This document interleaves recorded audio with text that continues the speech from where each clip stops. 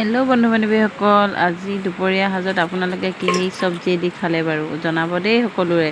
মই আজি এয়া কচুথুৰি লৈছোঁ। মায়ে যোৱাকালি কচুথুৰি আনিছিলে, মোক অলপমান দিছিলে, দিয়াৰ পাছত আনিলোঁ। অনাৰ পাছত মই এয়া কুকাৰত পানী নিদিয়াকৈ কচুথুৰিখিনি ভালকৈ চফা কৰি চাই মেলি এয়া ধুই ধুনীয়াকৈ কুকাৰত দি দিলোঁ। লগতে কণ বিলাহী কেইটামান আছিলে তাক দি দিলোঁ, আৰু লগতে কণ বিলাহী কম হোৱাৰ কাৰণে ডাঙৰ বিলাহী এটা দি দিছোঁ, আৰু লগতে সৰু জলকীয়া কেইটামান দি দিছোঁ, আৰু এয়া সৰু পিঁয়াজ এটা কাটি দিছোঁ, আৰু লগতে এয়া আদা ৰচুন অলপমান থেতেলিয়াই দি দিছোঁ।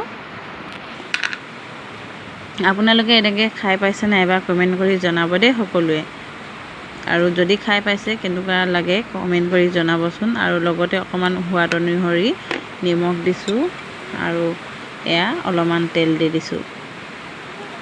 মই আগতে এবাৰ খাইছিলোঁ, কিন্তু খাই পিনি বহুত ভাল লাগিলে। ভাবিলোঁ আজি আৰু এবাৰ বনাওঁচোন, যিহেতু কচুথুৰিখিনি আছে, আৰু এনেকুৱা কচুথুৰিখিনি খাই ভাল লাগে, আৰু এনেকুৱা কচুথুৰিবিলাক পাতত দিও খাই ভাল লাগে বাৰু। তাৰপিছত এয়া মই কুকাৰটো ঢাকনখন মাৰি 6-7টামান চিটি মৰালোঁ কুকাৰটোত।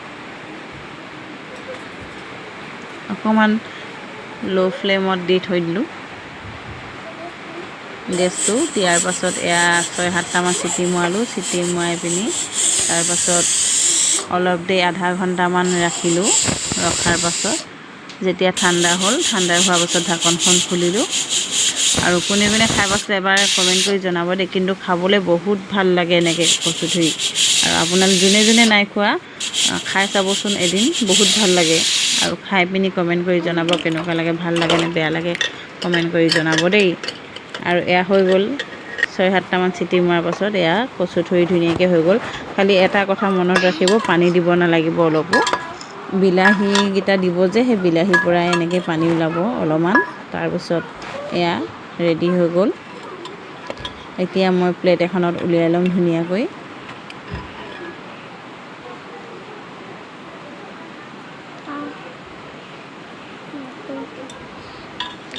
কেতিয়াবা এনেকুৱা হৈ যায়, পাতত দি কচু খাবলৈ মন যায়, কিন্তু পাত বিচাৰি নাপাওঁ।